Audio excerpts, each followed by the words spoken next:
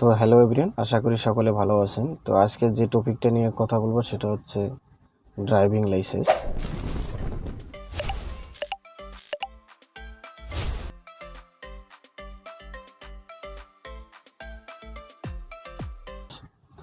তো আপনার driving licence সাধারণত দুই প্রকার হয়, পেশাদার এবং অপেশাদার ড্রাইভিং লাইসেন্স। তো পেশাদার ড্রাইভিং লাইসেন্স ক্ষেত্রে গেলে আপনার হচ্ছে 21 বছর লাগে, আর অপেশাদার ড্রাইভিং লাইসেন্সের ক্ষেত্রে আপনার লাগে 18 বছর হলেই হয়ে যায়। তো সেক্ষেত্রে আপনার হচ্ছে আপনি যদি প্রফেশনাল হিসাবে নিতে চান, জব করতে চান, বা আপনি যে কোনো কোম্পানিতে বা সরকারি প্রতিষ্ঠানে জব করতেছেন, সেক্ষেত্রে আপনাকে অবশ্যই পেশাদার ড্রাইভিং লাইসেন্স করতে হবে।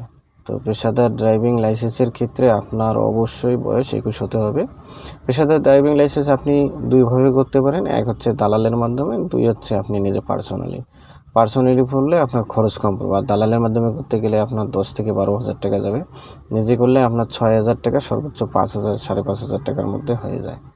হ্যাঁ, সেটা কিভাবে আপনাকে পুরো প্রসেসটা আমি বলতেছি, ফুল ভিডিওটা আপনারা আশা করি দেখবেন। তো আর যদি ভিডিওটা ভালো লাগে অবশ্যই লাইক, শেয়ার, কমেন্ট করবেন আমার নতুন চ্যানেল, এবং বেল বাটনটাও অল করে দেবেন যাতে নিত্য নতুন ভিডিও আপনার কাছে সরাসরি পৌঁছে যায়।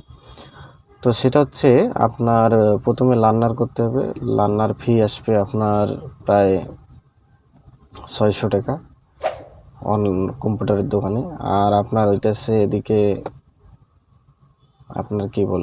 আপনার হইতেছে কম্পিউটারে আবার আবেদন পরীক্ষা যখন দেবেন, দেওয়ার পরে আবার কম্পিউটার দোকানে যেখান থেকে আবেদন করে ওনাকে দিলে উনি টাকাটা জমা দিয়ে দেবে। পরীক্ষা পাশ করার পর আপনার লাগবে 2950 টাকার মতন। আর এদিকে আপনার যদি আবার লাগবে ডোপ টেস্টের কাগজের জন্য আপনার লাগবে এদিকে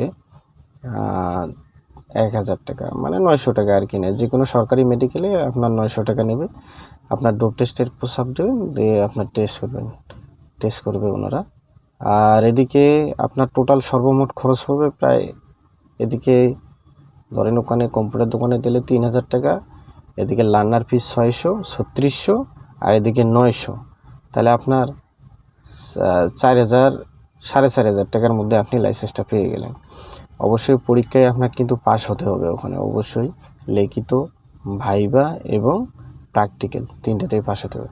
আর অপেশাদারের ক্ষেত্রে যাবে আপনার 4450 টাকা একদম সামথিং, আর ওই আপনার আবেদন করতে যাবে 600 টাকা। আর ড্রপ টেস্টের কাগজ আপনার অপেশাদারে লাগে না, কারণ ও অপেশাদার লাইসেন্সের ক্ষেত্রে আপনি যদি পার্সোনালি ইউজ করবেন, পার্সোনাল গাড়ি, পার্সোনাল সব ধরনের ব্যবহার করবেন, সেক্ষেত্রে আপনার ড্রপ টেস্টের কাগজ প্রয়োজন নেই। তো ড্রাইভিং লাইসেন্সের এই ছিল আজকের আলোচনা। তো যদি ভিডিওটা ভালো লাগে অবশ্যই লাইক, শেয়ার, কমেন্ট করবেন, আশা করি।